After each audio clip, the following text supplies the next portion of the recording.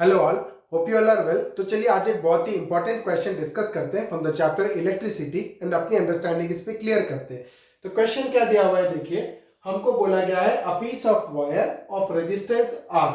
ठीक है, a piece of wire of resistance R is cut into 5 equal parts. ठीक है, एक वायर है जिसका रेजिस्टेंस आर है, उसको हम लोग क्या कर रहे हैं, 5 इक्वल पीसेस में काट दे रहे हैं, 5 इक्वल पीसेस में कट कर दे रहे हैं। Okay, so a piece of wire of resistance R is cut into 5 equal parts. Okay, अब हमको बोला है these parts are then connected in parallel. These parts are then connected in parallel and if the equivalent resistance of this combination is R dash, तो ये जो 5 parts है ना, 5 equal parts वो parallel में combine किए और उनका equivalent resistance क्या बोला कि उसका equivalent resistance denote कर रहे हैं हम लोग R dash से। ओके, तो बोल रहे हैं then the ratio of R by R dash is क्या होगा, ratio of R by R dash कितना होगा। ओके, तो हम क्या देखेंगे, देखिए a piece of wire of resistance R, तो पहले का तो रेजिस्टेंस आर है, उसका कुछ करना नहीं है, रेजिस्टेंस आर दे दिया हुआ है, बस हमको क्या निकालना है, आर डैश निकालना है। आर डैश क्या है, वो जो पीस ऑफ वायर था उसको हम लोग 5 इक्वल पार्ट्स में डिवाइड कर दिए, 5 इक्वल पार्ट्स में डिवाइड कर दिए। ओके, तो जब उसको 5 इक्वल पार्ट्स में डिवाइड कर दिए तो 5 रेजिस्टेंसेस आएंगे इक्वल, 1 2 3 4 5 रेजिस्टेंसेस आएंगे इक्वल, और उन सारे रेजिस्टेंसेस को हमने क्या कर दिया, पैरेलल कॉम्बिनेशन में लगा दिया। किस में लगा दिया, पैरेलल कॉम्बिनेशन में लगा दिया। ओके, अब इनका जो इक्विवेलेंट रेजिस्टेंस था वो क्या था, आर डैश था। क्या था, आर डैश। तो इनिशियल जो आपका पीस ऑफ वायर था जिसका रेजिस्टेंस क्या था, आर था, एक वायर था जिसका रेजिस्टेंस क्या था, आर था, उस वायर को हमने क्या किया, 5 पार्ट्स में डिवाइड कर दिया, 5 पार्ट में डिवाइड कर दिया। तो हर एक का रेजिस्टेंस कितना हो जाएगा, इसका रेजिस्टेंस हो जाएगा R बाई 5, इसका भी रेजिस्टेंस कितना हो जाएगा, R बाई 5, इसका R बाई 5, इसका R बाई 5, इसका R बाई 5। ठीक है, तो 5 रेजिस्टेंसेस हैं बने जिसका रेजिस्टेंस क्या हो गया, 1 by 5 times of original resistance. ठीक है, अब R बाई 5 निकल गया।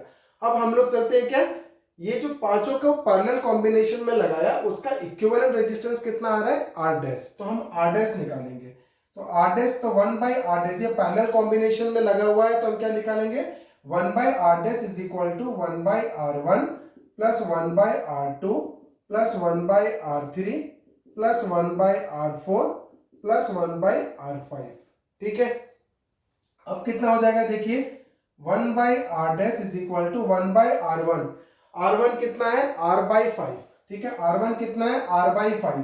तो ये ध्यान दीजिए मैं क्या कर रहा हूं, 1 बाई R1 R बाई 5, तो इसको अगर हम लोग सिंपल फ्रैक्शन में लिखेंगे तो कितना हो जाएगा, 5 बाई R। तो कितना हो जाएगा, देखिए 5 बाई, ये हो गया 5 बाई R, ये भी कितना हो जाएगा 5 बाई R, ये भी कितना हो जाएगा 5 बाई R, ये भी कितना हो जाएगा 5 बाई R, और ये भी कितना हो जाएगा 5 बाई R। मतलब रेसिप्रोकल ऑफ रेजिस्टेंस 1।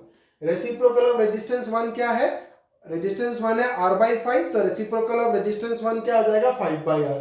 इसका भी रेसिप्रोकल क्या हो जाएगा, 5 by R, 5 by R, 5 by R, 5 by R। Okay, अब हम लोग क्या निकालेंगे, 1 by R dash is equal to LCM कितना हो जाएगा, R। एलसीएम इसका पूरे का कितना हो जाएगा, R।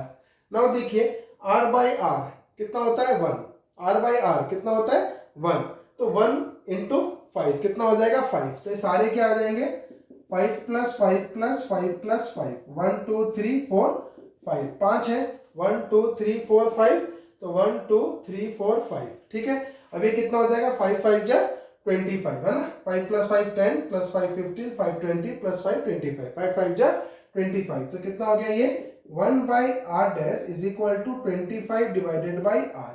अब हमको पूछा था क्या, वो ध्यान दीजिए, हमको पूछा है R बाई आर डैश। क्या पूछा है आपको, R बाई आर डैश, मतलब R को इधर भेज दीजिए तो कितना हो जाएगा, R by R dash is equal to कितना हो जाएगा, 25। R बाई आर डैश की वैल्यू कितनी हो जाएगी, 25। तो हमारा कौन सा बिट आंसर होगा, D will be the answer. तो आज के वीडियो में यहाँ पे एक बहुत ही इंटरेस्टिंग क्वेश्चन था। यहां से आपको क्या सीखने के लिए मिल रहा है, देखिए अगर आप एक रेजिस्टेंस को या एक वायर को 5 इक्वल भाग में डिवाइड कर देते हो तो रेजिस्टेंस कितना हो जाएगा, बाई 5। वो ध्यान दे, वो समझ में आ गया। और फिर हम लोग ने क्या किया, जस्ट एक प्रोसीड्योर किया पैरेलल कॉम्बिनेशन के लिए। बट एक चीज सीखने के लिए मिलता है कि अगर एक वायर को 5 इक्वल भाग में डिवाइड कर देते हैं तो जो ओरिजिनल रेजिस्टेंस है वो भी क्या हो जाएगा, बाय 5 टाइम्स हो जाएगा। ठीक है, तो आज की वीडियो में इतना ही। बने रहिए मेरे साथ मेरे आगे वीडियोस के लिए, जहां पे मैं और कुछ इंटरेस्टिंग क्वेश्चंस आपके लिए लेके आऊंगा और आपकी अंडरस्टैंडिंग उस पर क्लियर करूंगा। अभी के लिए इतना ही। Thank you.